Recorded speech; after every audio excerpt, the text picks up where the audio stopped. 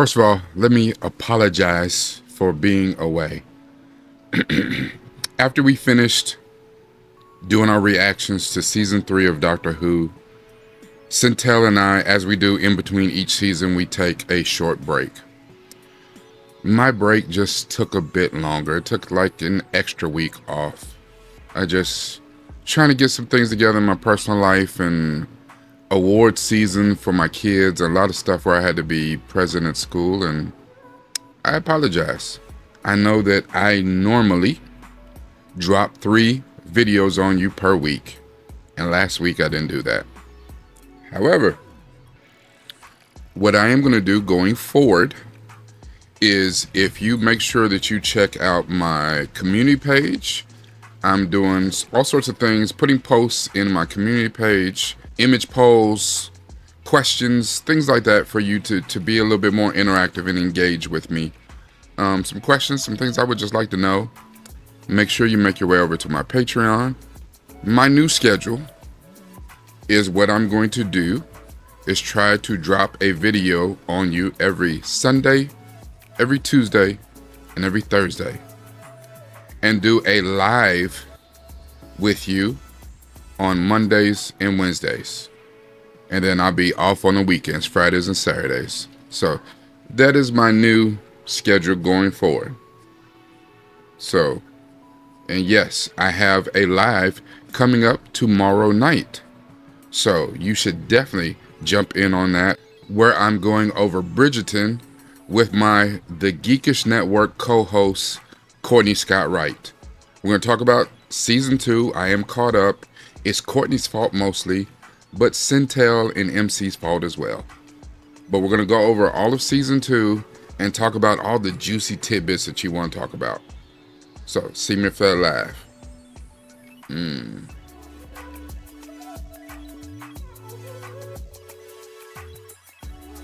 Hello, Governor. This is Rekkai Steed, Noop from Neville, and we're back to talk about the best episode yet of season 14 of Doctor Who, episode 4, 73 Yards. It started off crazy, and this almost came off like a horror film that wasn't a horror film. Like, the tension stayed high the entire time. Like, this was suspense at its finest for a 45-50 minute episode of TV, and I was thrilled the entire time. I almost had my mouth open. You'll see from the reaction, and if you've not seen the reaction, go into the description, and when you get done watching this video, go and watch Syntell and my reaction to this. There were times where we didn't even say anything. Just mouth was open like, what the hell am I watching? Ruby and the Doctor land on the cliffs of Wales somewhere, and the TARDIS has a perception filter on it so that people see it, but they don't really see it. That is also the same of the keys that they carry. The Doctor carries, Ruby now carries, and we really saw that, and I was kind of explained a little bit at the end of season 3 with Martha carrying her key. It lands on top of a fairy circle. The Doctor inadvertently steps and breaks the fairy circle. Now, there's supposed to be some powerful witchcraft involved in this fairy circle. The fairies put it there to bind a spirit, more than likely an evil one if it needs some binding. And it was supposed to be someone named Mad Jack. Now, it's easy to assume right now because the only Jack that we know is Captain Jack.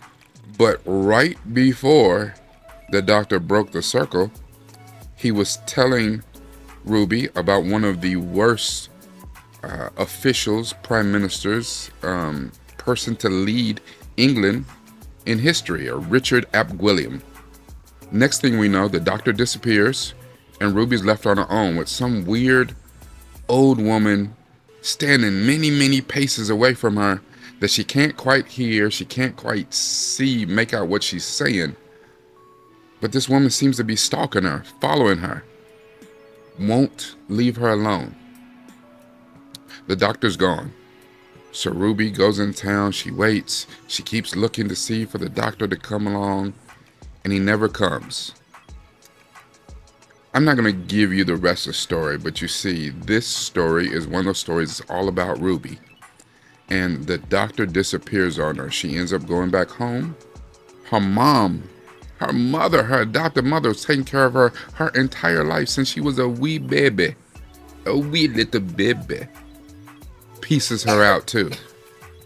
There is something that people who approach the old woman who is stalking Ruby, she says to them, and they flee. They take off running. This particular deep dive is about the fear of isolation. Ruby was already an orphan, and she has this thing about who was her mother? Why did she leave her on the doorstep of the church? And we're along for the ride. Will we ever know? And the doctor has pledged, he has told her, I can never take you back to that moment. Because for one, he can't tell her that he was there. And for two, she was stolen from the church step, and he had to go on a crusade to get the baby back and return her to that doorstep. He can't let her know that. You know, I saw a quote on Google that says, solitude vivifies and isolation kills. And there's something to that, because at times I choose to be solitary. I choose alone time, quiet time, because it helps to strengthen me and helps to quiet my mind.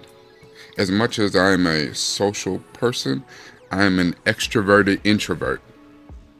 I don't mind being alone, but I don't want to be alone.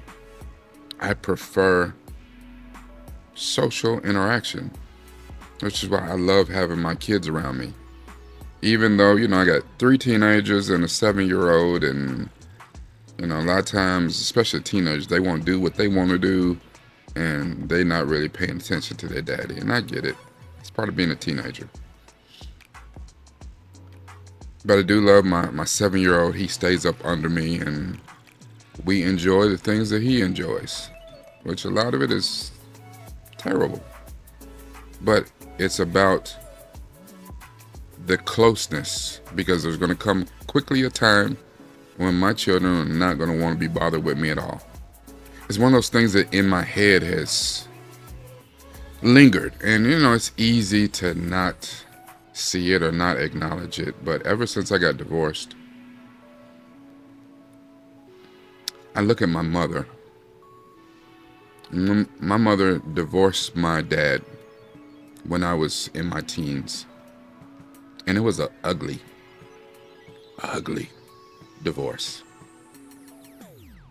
But since that time, my mother's never been with another dude.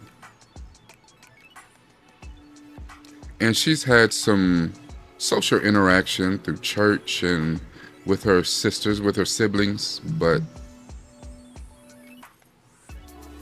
I can't imagine that.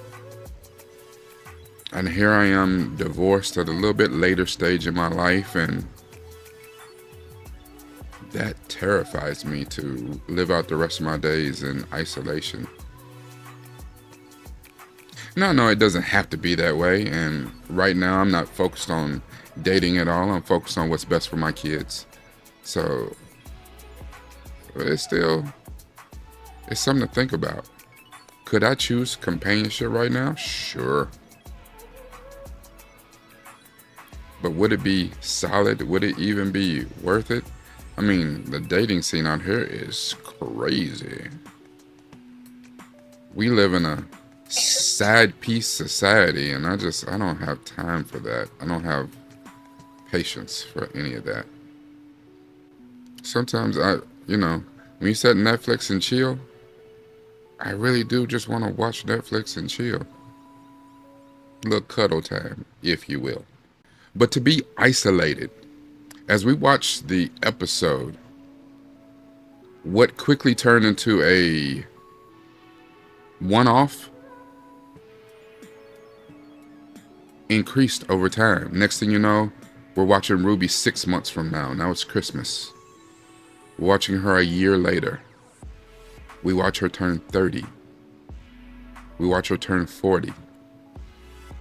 And we watch Ruby go through men attempting to connect with her, to have a relationship with her, and she cannot focus because every time she looks up, whether she's at home, whether she's in public, 73 yards away is that old woman that's been stalking her ever since the moment that she landed on the bluff in Wales. Ruby says that everyone who has ever been close to her abandoned her. And that is most definitely a topic for your therapist. And I fully advocate mental health therapy. Absolutely, 100%. The worst cruelty that can be inflicted on a human being is isolation. Now, the thing about isolation is actually it's actually a phobia. The fear of isolation itself is known as autophobia, monophobia, eremophobia, or isolophobia. And it's an irrational extreme fear of being alone, isolated, or lonely. Now, I don't personally know anyone who has that type of phobia, but what people don't talk about very much is social isolation. And even though social media seems to bring us closer together, I mean, even you watching this right now, this is an attempt at drawing closer, connecting with people, even though it's indirect. But social media is actually making us less social in real life. We're okay with people clicking a button and telling us that they like us. They like our posts. They like us. They're our friends. Even though they're people that we've never met a day in our life.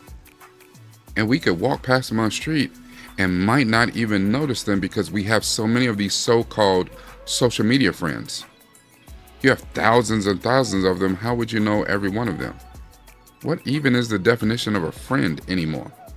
You know, as I grow older, I notice that the absence of social interactions, sometimes with your contacts, relationships, with maybe even people you call your friends, but more succinctly, they're your work friends. Because, you know, once you or them get a new job or move on, yeah, you stop going to the cookout. So they stop inviting you and they're trying to make friends at their new job. And it happens. All in all, Ruby found a way to triumph against the circumstances that she found herself in the episode.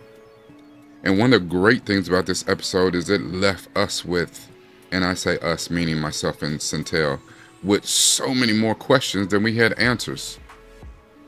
What was the old lady saying to people that made them run off like that? If you see the scene with her mother, that is almost heartbreaking. The glare she gave her, I watched 73 Yards several days ago when it came out. And it has taken me several days to put this deep dive together. I said while we were watching the show that I was going to do a deep dive, and I knew I wanted to do a breakdown and analysis of the episode itself and what I was thinking about, but all I could focus on was Ruby and the isolation that she must have felt and how she felt with thinking that everyone in her life abandoned her. She had no clue where the doctor went. The doctor was gone. But she heard to her face that her mother, her grandmother, everyone that she held dear abandoned her. And even when she got the faintest glimmer of hope when Unit showed up, they pieced her out too. Deuces. I want to leave you with this. The worst cruelty that can be inflicted on a human being is isolation. And we see it all the time. We get very used to mob mentality, groupthink.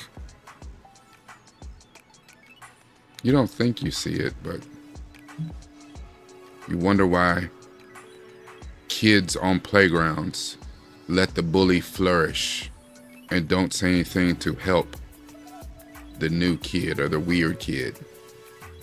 Because we don't want to be isolated. As I was watching Bridgerton, it made me think about, social ruin. And that's what it is. Social isolation is social ruin. And it's hard to gain the attitude of, I don't care. Because maybe you do. You can't live without a relationship. At least one that means something. I feel like of all of the deep dives I've done, like this one is almost somber. It's trying to find a silver lining in this very dreary cloud. This was a creepy, suspenseful episode. And it's by far the best one of the 15th Doctor's era. But what I do want to say is that you should cherish the relationships that you have. And if there are relationships that you tolerate, let that person know. Be upfront, be frank. Life is too short for you to allow anything to disturb your peace. Because that's what's important, your peace. Hopefully you find that through human connection. This is Rekkai Steed, Noob from the Ville. Make sure you like, leave a comment. By all means, share this as much as possible. And if you've not done it yet, I really don't know what you're waiting on. Subscribe. It's all about this. It's all about this right here.